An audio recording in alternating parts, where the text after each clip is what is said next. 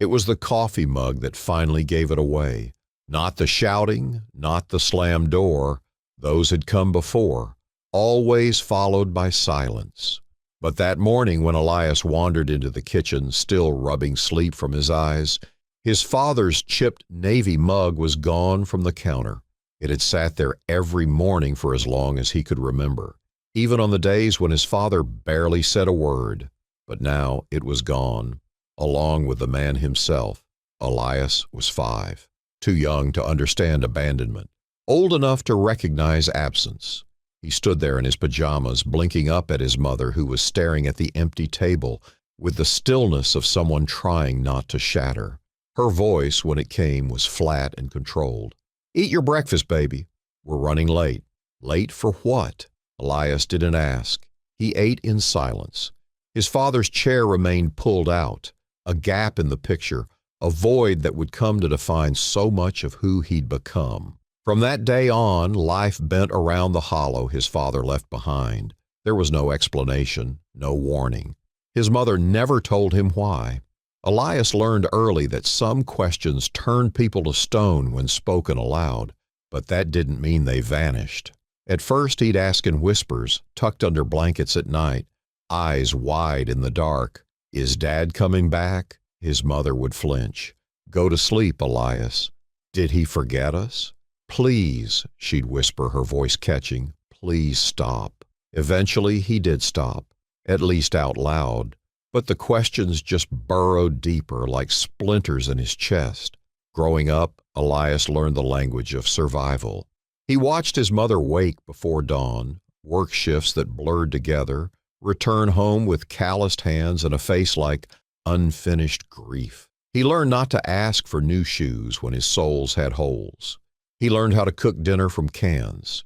And he learned that some wounds make people hard, not out of cruelty, but because softness felt like a luxury they couldn't afford.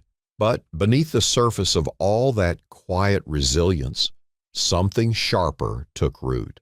At school, he didn't act out. That would have been too easy, too expected. No, Elias was the kind of boy who turned pain into discipline. Straight A's, clean room, a spine so straight it looked like pride. But it wasn't pride. It was armor. Inside, a quiet rage simmered, not the kind that exploded, the kind that calcified. He hated his father, and he hated how badly he still wanted him to walk through that door and say he was sorry. That contradiction split Elias down the middle. There were days he imagined his father dying in a car crash, faceless and irrelevant. Other days he imagined a letter, a knock, an apology.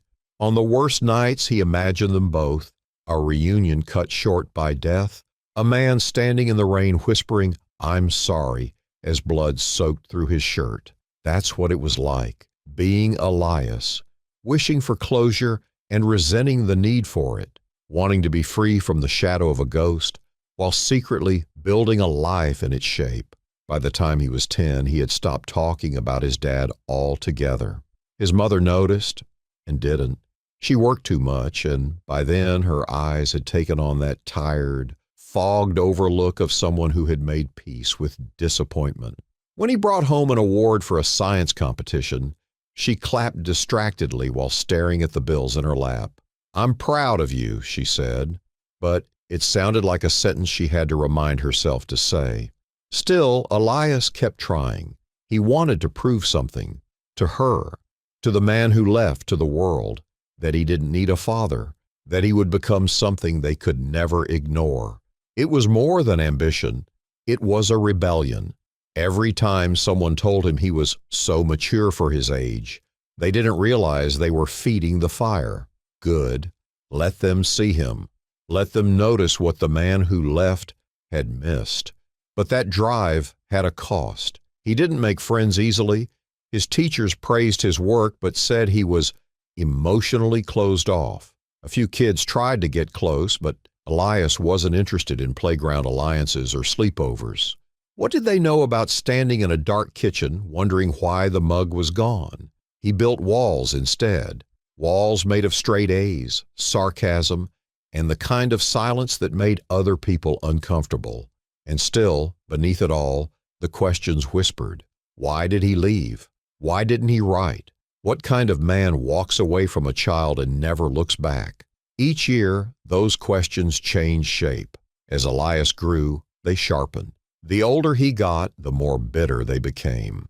At 16, he Googled his father's name for the first time. There were too many results. One of them was a real estate agent 3 towns over. The thought made him sick. The idea that his father might be living a whole new life just an hour away, sipping coffee out of some other mug, laughing like nothing ever happened.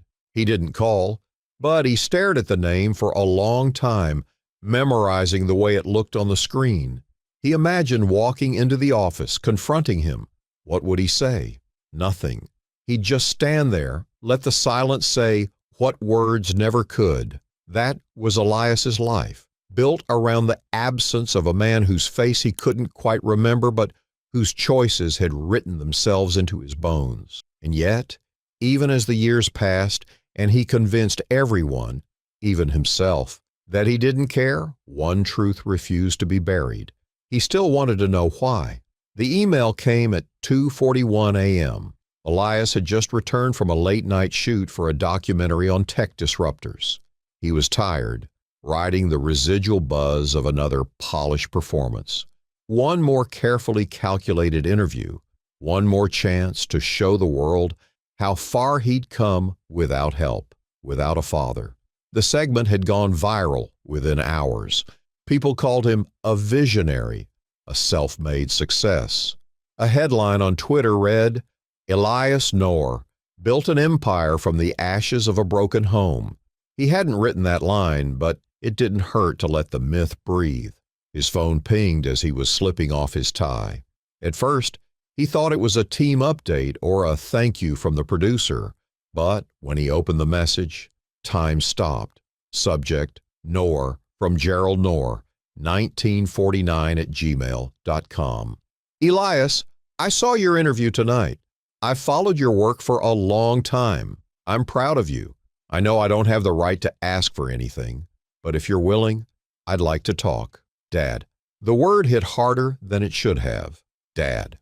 He stared at the screen for a full 5 minutes, rereading it again and again as if something might shift, some reveal of irony, some mistake. But no, it was unmistakably him, Gerald Noor. The man who had vanished without a trace almost 3 decades ago, now resurfaced like a message in a bottle tossed into stormy waters, bobbing up when the tide finally turned in Elias's favor.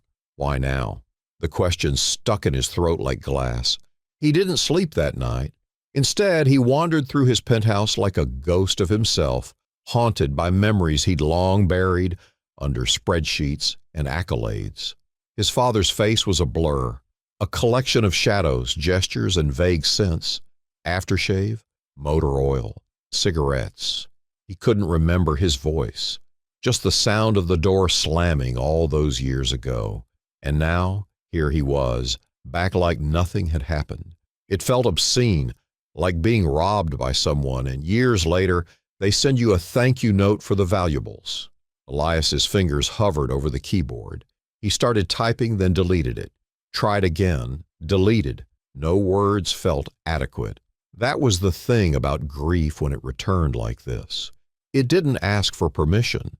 It kicked down the door, rearranged the furniture, and reminded you that no matter how far you ran, some rooms in your heart stayed locked for a reason. By morning, his assistant knocked on his office door, rattling off the day's schedule, meetings, calls, another photo shoot. But all Elias could think about was that email. For days, he didn't reply.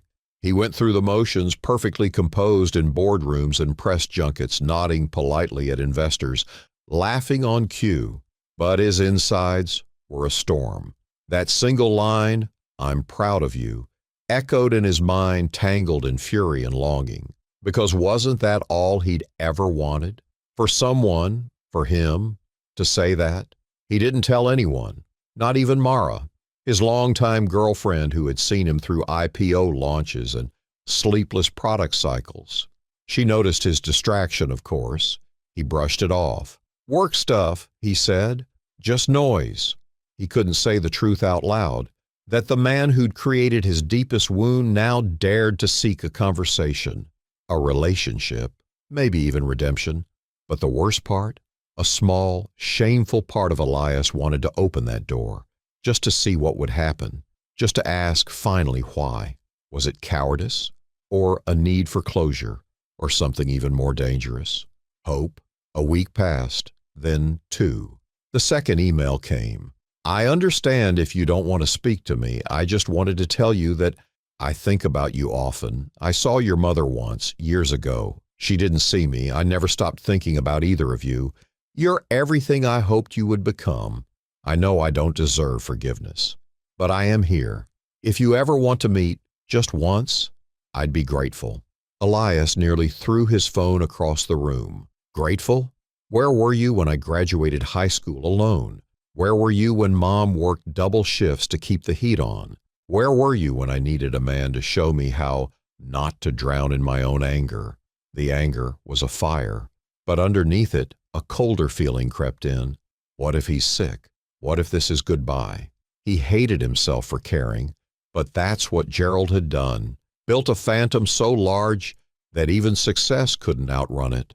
Elias had conquered markets, built software that changed industries, bought the house his mother once dreamed of, but nothing had filled the shape of that absence. Now that void had a name and an inbox. He called his mother for the first time in weeks.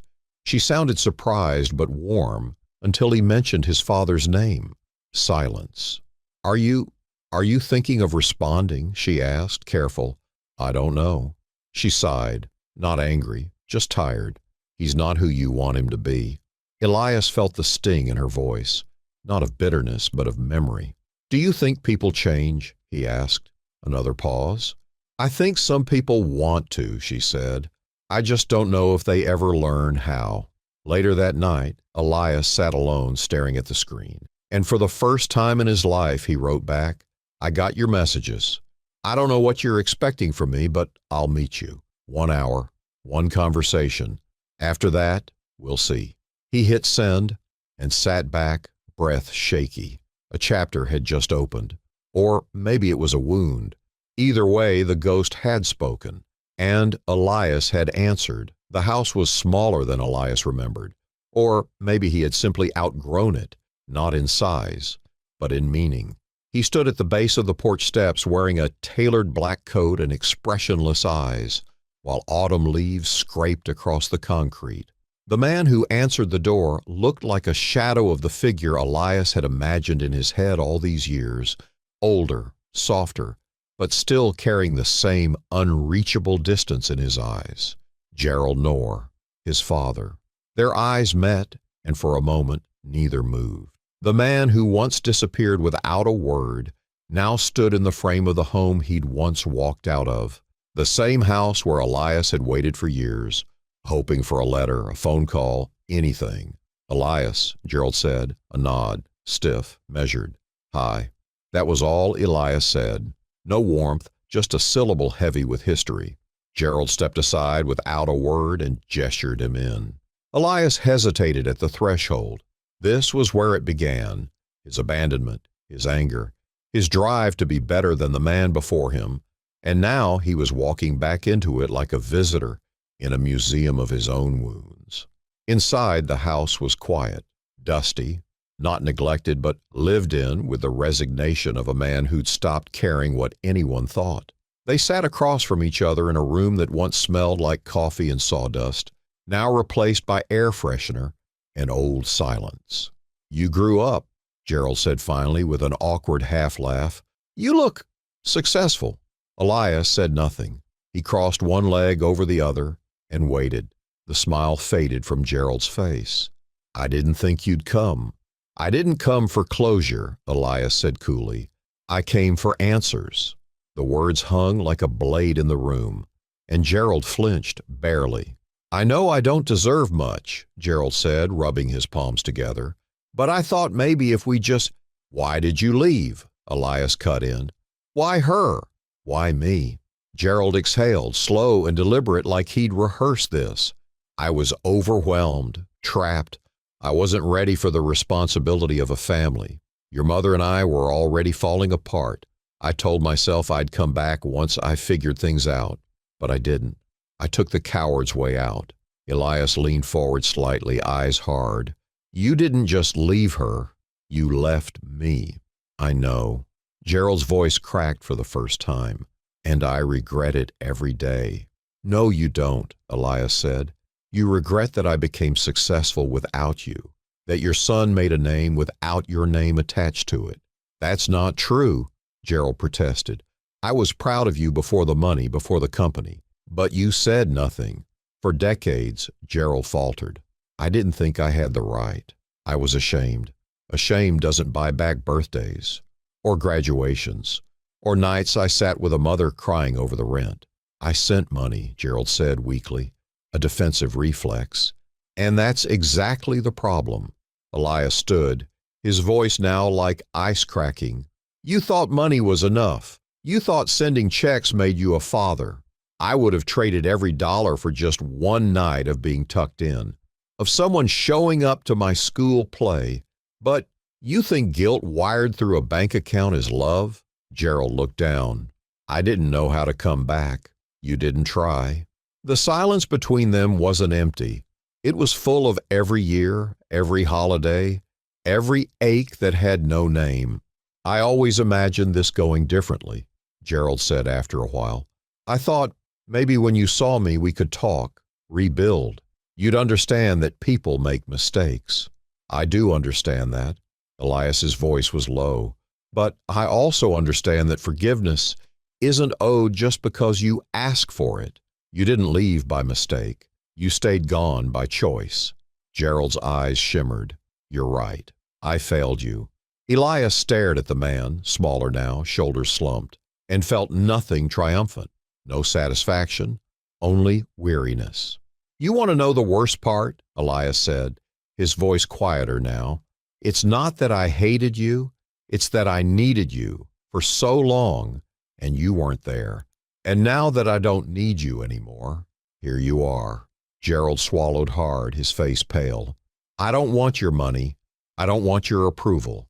I've already made peace with never having a father. What I wanted was a family, and that's something you chose not to give me. I'm trying now, Gerald whispered. It's too late, Elias said, and you know it. Gerald sat still as stone, unable to speak. His son, the man he imagined would come back broken, maybe still needing something, stood unshaken. There was nothing left to offer him. Elias had outgrown the part of his soul that could be healed by words. He turned toward the door. Wait, Gerald said. Will you ever forgive me? Elias stopped at the threshold, glanced back with unreadable eyes. I don't know, but I know you'll have to live with that. And then he was gone. The door closed with a softness that felt louder than any slam. Gerald sat alone in the silence, surrounded by everything that was never said, realizing too late that some sons don't come home. They come to bury the past. And Elias, he didn't feel peace exactly, but he felt clarity, and that was enough for now. Change didn't arrive like a lightning strike. It came like rain on drought-hardened earth, slow, reluctant, almost unnoticeable at first. The kind of change that's easy to miss unless you're paying close attention. Elias wasn't, not at first. After the confrontation at the house, he returned to his life, his world of meetings, speaking engagements, product launches, camera flashes. He never told anyone what happened behind that old wooden door. Not Mara, not his therapist, not the media. He didn't need to. The man he had been on that doorstep had said everything that needed to be said, but something had shifted. He was no longer angry in the same way, not because the pain was gone, but because it had been named, finally, directly. For years, the silence between him and his father had been a wound kept alive by imagining the worst. Now the worst had spoken, and it was just a man, a deeply flawed, aging man. Sometimes Elias would think back to that moment at the threshold, not the things he said, but the look in Gerald's eyes, the realization that the apology had come too late to fix the past, but maybe just soon enough to shape what remained of the future.